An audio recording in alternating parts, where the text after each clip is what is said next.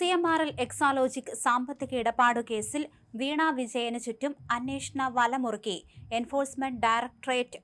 കളപ്പണ വെളുപ്പിക്കൽ നിരോധന നിയമപ്രകാരം പുറത്തുവന്ന പുതിയ കണ്ടെത്തലുകളുടെ അടിസ്ഥാനത്തിൽ വീണയെ ഉടൻ തന്നെ ചോദ്യം ചെയ്യാനാണ് അന്വേഷണ സംഘത്തിന്റെ നീക്കം. ഇതിനായി ഹാജരാകാൻ ആവശ്യപ്പെട്ട് അടുത്ത ദിവസങ്ങളിൽ തന്നെ സമൻസ് അയക്കും. വീണയ്ക്കെതിരെ പുതിയ കേസ് രജിസ്റ്റർ ചെയ്യാനും ED നീക്കം ഊർജിതമാക്കിയിട്ടുണ്ട്. അച്ഛൻ പിണറായി വിജയന്റെയും ഭർത്താവിന്റെയും പ്രകോപനപരമായ പ്രസ്താവനകളും കേന്ദ്ര ഏജൻസികൾക്കെതിരെയുള്ള വിമർശനങ്ങളുമാണോ EDയെ കൂടുതൽ കർശന നടപടികളിലേക്ക് നയിച്ചത് എന്ന ചോദ്യവും ഇതോടെ ശക്തമായിട്ടുണ്ട്.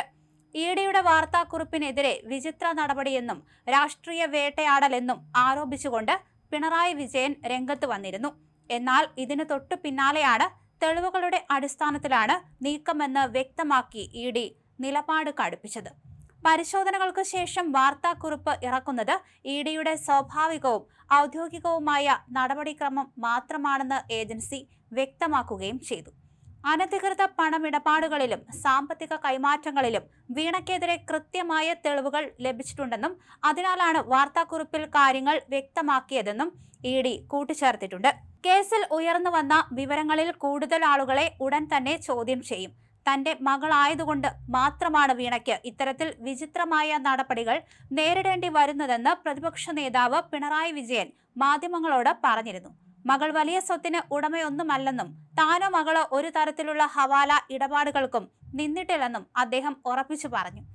EDയുടെ നീക്കങ്ങൾ തികച്ചും വിചിത്രമാണെന്നായിരുന്നു അദ്ദേഹത്തിന്റെ നിലപാട്. എന്നാൽ CMRL എക്സാലോജിക് കേസിൽ വീണ ടിക്കെതിരെ അതീവ ഗുരുതരമായ കണ്ടെത്തലുകളാണ് നടത്തിയിട്ടുള്ളതെന്ന് ED ആവർത്തിക്കുന്നുണ്ട്. കേസുമായി ബന്ധപ്പെട്ട് വീണ വിദേശത്തേക്ക് പണം അയച്ചതിന്റെ വ്യക്തമായ രേഖകളും ഡിജിറ്റൽ തെളിവുകളും അന്വേഷണ സംഘം ശേഖരിച്ചു കഴിഞ്ഞു. ലഭിച്ച സുപ്രധാന തെളിവുകളുടെ അടിസ്ഥാനത്തിലാണ് വീണ ടിയെ നേരിട്ട് ചോദ്യം ചെയ്യാൻ ഏജൻസി തീരുമാനിച്ചിരിക്കുന്നത്.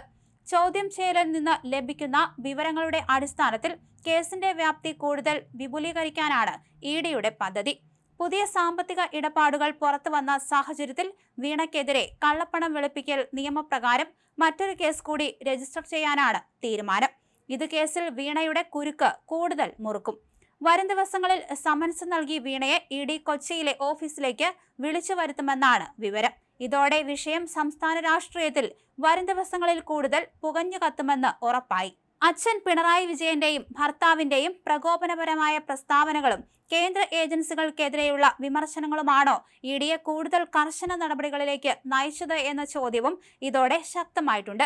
EDയുടെ വാർത്താക്കുറിപ്പിനെതിരെ വിചിത്ര നടപടിയെന്നും രാഷ്ട്രീയ വേട്ടയാടലെന്നും ആരോപിച്ചുകൊണ്ട് പിണറായി വിജയൻ രംഗത്ത് വന്നിരുന്നു. എന്നാൽ ഇതിന് തൊട്ടു പിന്നാലെ തന്നെയാണ് തെളിവുകളുടെ അടിസ്ഥാനത്തിൽ ഇത്തരത്തിൽ നീക്കമെന്ന് വ്യക്തമാക്കി ED തങ്ങളുടെ നിലപാട് കടുപ്പിച്ചത്.